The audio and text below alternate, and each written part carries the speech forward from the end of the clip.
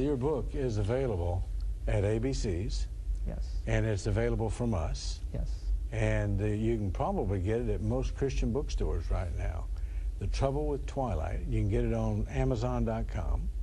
And there are many ways that you can get this book. If you have any trouble getting hold of it, you can always, of course, get it through us. But this is the first I'd actually seen the book today. It's brand new. It's brand hot new. off the press. And we've got them too. White Horse Media. You've got them. That's right. We've got lots of them. Yeah. Yeah. So we just, I started reading it, you started reading it, and I got just about halfway through. But this is a very good book.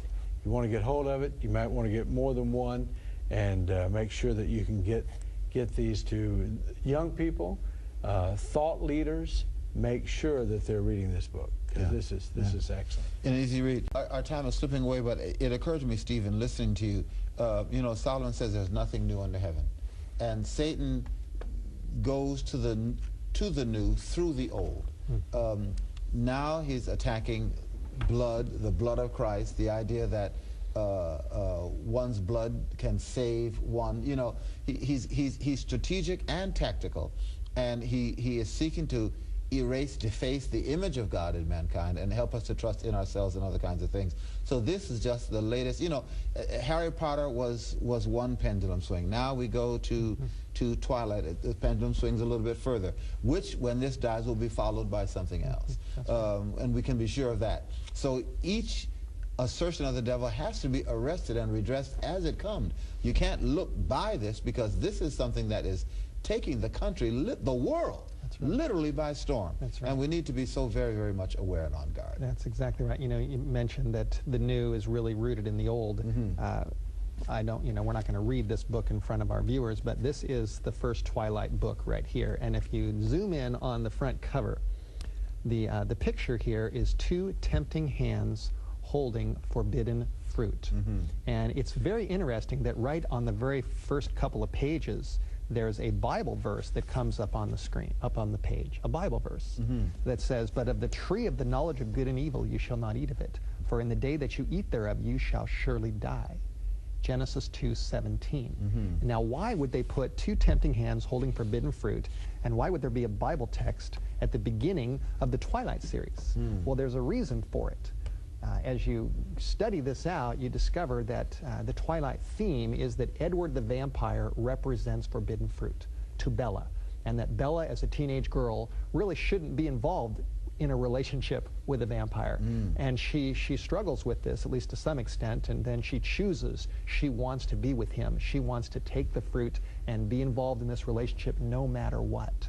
And in the second book, the Twilight book series, Edward leaves her because he feels like his conscience is telling him that he's not good for her. Yes. And so then they have a confrontation where she confronts him, and she says, "You're concerned about my soul, aren't you? That's why you don't want to be with me, because you're concerned that I'm going to lose my soul if I'm with a vampire." And then she says, "I don't care about my soul. You've got my soul. I don't care about it. I want to be with you anyway." And the theme of the series is that ultimately she eats the forbidden fruit. She chooses to be in the relationship. Edward comes back to her. They eventually get married. And in the fourth book, she's turned into a vampire, and she finds happiness. She finds happiness through eating the forbidden fruit.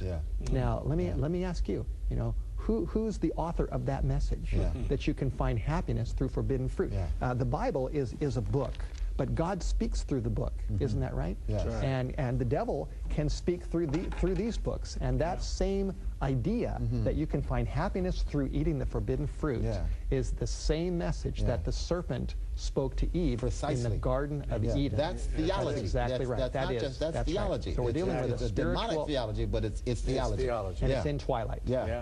Now, anything we need to, before we get to the questions, I want to finish our subject a little bit. And we've talked a little bit about the focus on the blood of Jesus. We've talked about some of these parallels. Not much, but we kind of touched on the parallels between Meyer and, was it Rowling? A little bit, right. Mrs. Rowling, when she first wrote, or actually got the idea for Harry Potter, she was on a train outside of London. She had never really written anything. She wasn't published, wasn't well known, and she had this sort of a revelation where she says that the character of Harry Potter just walked right into her head. And she saw this image of a boy that was a wizard but didn't know he was a wizard. And then she felt compelled to start writing out this storyline. And she also said that her best writing was done at midnight. Yeah. And so you've got this sort of a revelation coming to this woman, and she then becomes extremely wealthy, and her storyline is saturated with occultism. And there's a parallel between that and the Twilight series. There's actually many parallels. In Harry Potter, Harry is the good wizard fighting the bad wizards. In Twilight, Edward Cullen is the good vampire fighting the bad vampires. Okay. And whenever you take a practice like witchcraft or vampirism and connect it to a good character who becomes the hero, then what you're doing is really making that practice more appealing to those who look to that hero as a hero. And so there's a lot of subtle parallels between both. Just one more quick one is in Harry Potter, the non-wizard world are referred to as the Muggles, which is the dark Muggle world, and the real excitement is with the wizards. And it's very similar in Twilight. Isabella Swan goes to Forks, Washington, which it rains a lot, it's rather dreary and dull, but she finds excitement through a relationship with a vampire. And so in both series, which are really targeting teenagers because you've got teenage characters, you've got the dull, boring, surrounding world of the Muggle world and the Forks, Washington world, and then you've got the exciting world of the wizards and the vampires. And this is affecting teenagers who are looking at vampirism, the good witchcraft like Harry Potter, and the good vampirism of Edward Cullen. And I'm not saying there really is good witchcraft, but you know what I mean. They're seeing this in the novels and movies. They're seeing a good witchcraft and a good vampirism, and they're checking it out, whether parents know it or not. And just before we went to break, we talked about the forbidden fruit. And you showed the book, the first book. The front cover of the first book. And even has a text of scripture in there. That's right. And the parallel. That's right. Bella finds happiness in the forbidden fruit. That's right. Eve in the Garden of Eden. The forbidden fruit, she has a relationship in a sense with the snake. That's right. It was an offer. It was an offer of happiness through eating the fruit. It's also significant that Stephanie Meyer is a Mormon. And in Mormon theology, they believe, and this is a fact, they believe that it was really God's will for Adam and Eve to eat that fruit and to fall, because through their fall they would encounter evil and they would be able to conquer it and eventually progress toward godhood. So that's part of and happiness. It's in Mormon theology, and it's woven into the book written by a Mormon, given by, I believe, a demon in a dream. That's what's happening with Twilight. That's what's so fascinating about this, Steve, Jim. First of all, there's a worldview here. You know, there's a worldview. The idea that there's secret stuff out there. There is good in doing bad, and that good and bad can exist at the same time in the same space, and that bad is not so bad if it turns out good. You know, it's a worldview. It's a way to view the world. And then, of course, there is a theological underpinning. So the idea that this is innocent, this is just some nice little walk in the park on Sunday is ludicrous.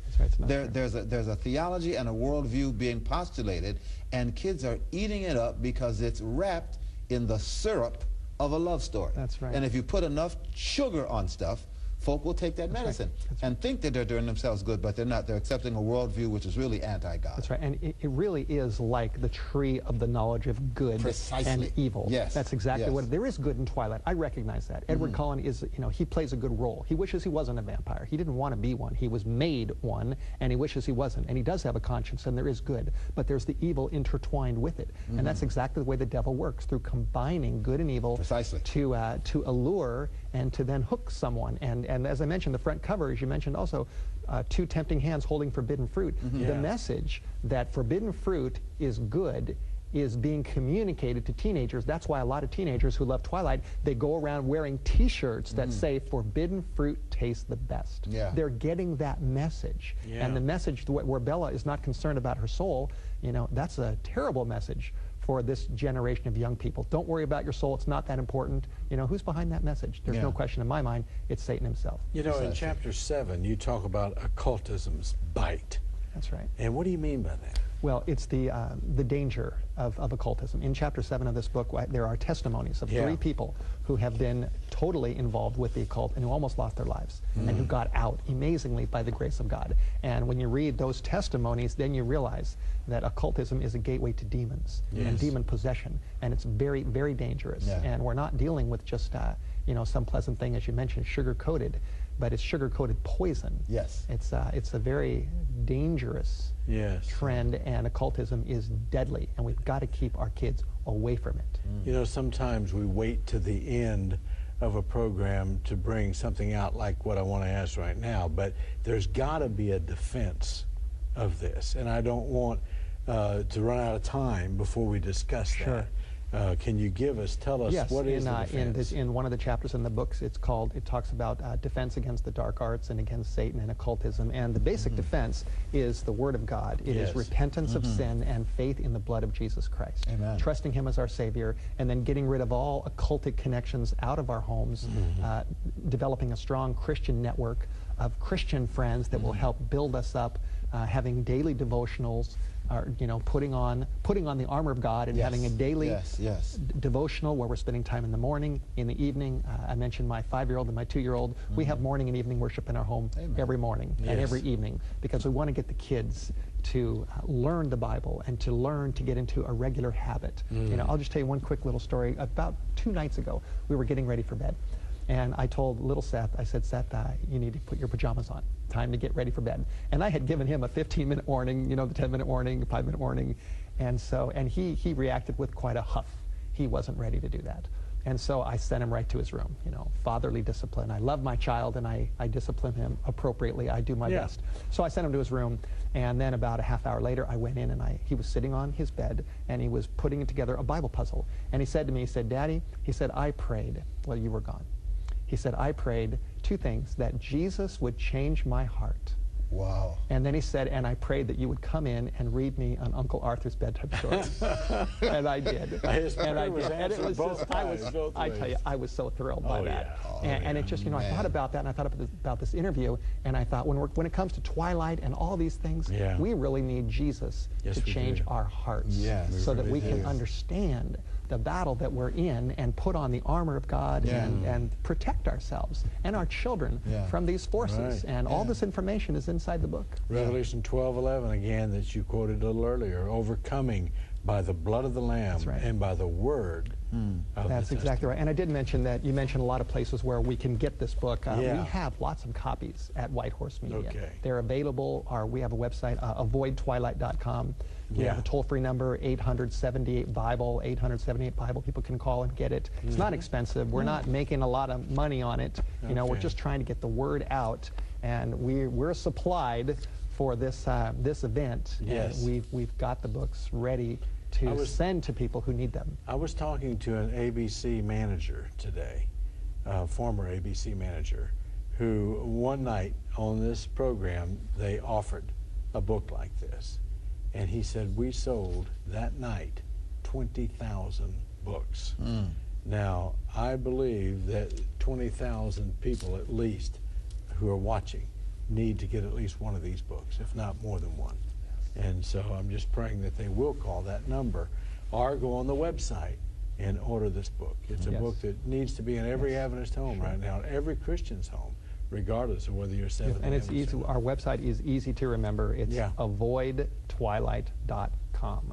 That's the place. And people can also go on that website and they can click some of the interviews that I've been on. The Janet Mefford show, she had me on as a guest, and it's a national radio show, and she wanted me on for 20 minutes discussing Twilight. And the phone lines all lit up. It went into 110 different radio stations. It's an amazing niche that the Lord has brought me into. And she said to me, she spoke to me on the break, and she said, Steve, can you stay on? We've got so many people calling that want to ask questions. So she kept me on for another half an hour. And people can just click, if you go to avoidtwilight.com, you can just click right there and you can listen to the interview. People can download for free if they want to the first chapter of the book and check it out.